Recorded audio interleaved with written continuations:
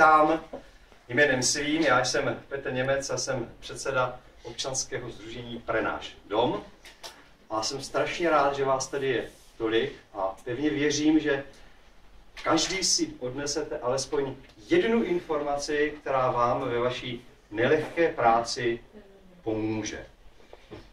Já bych chtěl v tuhle chvíli také poděkovat našemu významnému partnerovi již několik let, a to je První stavební spořitelna. Dovoluji si i zde přivítat jejich zástupce, kteří jsou zde z toho důvodu, že nebudou sice dnes přednášet, ale pokud by byla jakákoliv otázka související s financováním, jsou pro vás připraveni o přestávkách nebo i potom v závěru u společného obědu, abyste tyto otázky mohli individuálně probrat, protože jsou to určitě věci, které nám pomáhají v rámci toho zabezpečení financování, protože, jak se říká, penízku není nikdy dost. Takže ještě jednou moc vás zde vítám. Dnešní den se budeme věnovat 3 tématům. Úvodní téma bude ekonomika. Myslím si, že to je téma v uvozovkách věčné. A jak teďka tak přemýšlím, oni asi věčná jsou všechna témata, která souvisí s domem. Protože je důležité si uvědomit, že ten dům je jako lidský život. V podstatě trvá pořád, pokud s tím domem jsme. Čili nikdy to není ten moment, že bychom mohli říct, je hotovo. Takže o to víc si vážím vás všech, kteří se o ty domy starají v jakékoliv úrovni nebo pozici. Protože vy máte jeden z nejtěžších úkolů v lidském činění. V zásade ten spôsob v dome obvyklý tam nie je zakázaný. Takže zase to, čo nie je zakázané, berme ako dovolené.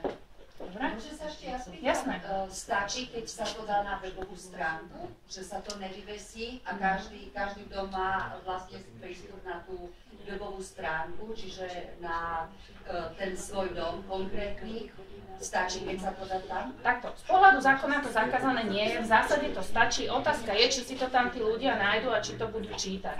Ono v podstate, aby to nebolo len robota pre robotu, aby to nebolo len vaša zbytočná robota, ktorú si nikto nepozrie, tak pokiaľ to tí ľudia čítajú, tak to stačí. Pokiaľ to nečítajú, že sú zvyknutí na tie oznamy v dome, tak by som sa tým oznamom v dome naozaj nebránila. Keď je len na nástenke alebo na dverách, alebo už proste jak majú zvyknúť. Pokiaľ chceme niečo robiť svojpomocne, konkrétne, chodník, brána, ako postupovať v takýchto prípadoch, lebo ten rozpočet, áno, je robiť toľko celé, a práca vlastne to urobíme sami spoločne. Ako postupovať v takomto prípade, odkiaľ čerpať prostriedky, respektíve ako to účtovať? No, pokiaľ si to chcete robiť svojpomocne, tak je jasné, že si to budete sami aj hradiť. To znamená, tie práce, ktoré na to vykonáte, nebudú zaplatené. Pretože keď vám to robí firma, dojde vám faktúra a tá sa uhradí. To znamená, čo si môžete, určite musíte odsúhlasiť to, že sa to bude robiť a že si to budete robiť svojpomocne.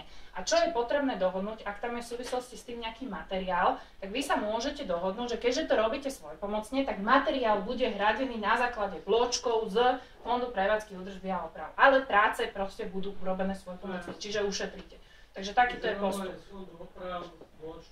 Áno. Len musíte mať doklad na to. Nemôže to byť na základe toho, že jedna pani povedala, že ju to stalo 100 eur. Ale pôsobím a že sme čím starší a čím máme viac skúseností, tak tým prichádzame na ďaleko väčšie chyby, ktoré väčšinou správcovia, predsedovia spoločenstiev, respektíve tí obyvateľia robia pri tom výbere toho dodávateľa. Nevedomky alebo nevedia, čo sa im môže a čo sa im zvyčajne aj vypomstí v budúcnosti. Čiže stretávame sa s tým krátkodobým rozmýšľaním. A preto, tak ako bolo povedané, budeme sa venovať tým informáciám, ktoré možno väčšina z vás už vie, ale je veľmi ťažké ich aplikovať na tie spoločenstvá v pozícii správcu. A väčšinou tí predsedovia tých spoločenstiev tiež vedia, že to rozhodnutie nie je dobré, ale samozrejme je tam veľká väčšina, ktorá rozhoduje a mení tie ich rozhodnutia. Takže toto je vec, ktorá je veľmi, veľmi problematická, ale aj napriek tomu treba stále bojovať, netreba to vzdať a bojovať len informáciami a argumentami, ktoré budeme používať a možno raz sa dožijeme toho, že sa dolu v tej kočikárne zídu ľudia a začnú rozmýšľať v tých intenciách, o ktorých hovoríme momentálne. Čomu sa budeme momentálne venovať, máme na to pomerne málo času, 1,5 hodiny, takže budeme sa venovať platnej legislatíve. Jedna z častí, ktorá je veľmi dôležitá, aj pre vás, samozrejme pre nás bytostne dôležitá. Budeme sa venovať tomu, aby sme následne si prešli ten výťah. Každý výťah sa skladá z určitých skupín, povieme si, čo to málo o tom technickom riešení, o tých nových trendoch. Správně 20 minut, ale odhaduji, že asi těch 15 minut, co jsme protáhli na začátku, taky přetáhneme, abychom pak mohli na ten společný oběd, kde určitě zase budeme diskutovat a probírat věci, které se týkají toho, co zde řešíme. Čili zateplením a výměnou oken to nekončí. Máte tušení, proč jsem tuto přednášku takhle nazval? Ano, pán to tady řekl, ono všechno stárne a zjistili jsme veliký problém, protože mimo jiné realizujeme termosnímkování na území celé Slovenské republiky, že obrovská část domů, a tady řeknu domů, i když jsou to samozřejmě obyvatele v těch domech, se dokáží třeba vzepnout k tomu provodnímu jakémusi výkonu, že provedou nějaké ty nezbytné, důležité úkony, zateplení okna a podobně, a pak opět takhle pomalu upadnou do té letargie a toho spánku s tím, že když jsme to udělali a je všechno hotové. A ta moje přednáška by dneska měla být hlavně o tom, připomenout to, co vy jistě víte, ale zkusit tam třeba i najít nějaké argumenty pro ty, kteří v podstatě schvalují a rozhodují, protože jsem přesvědčen, kdyby to bylo jenom na vás, tak by tento stav, řekl bych, nezačínal, nenabíhal, nebyl.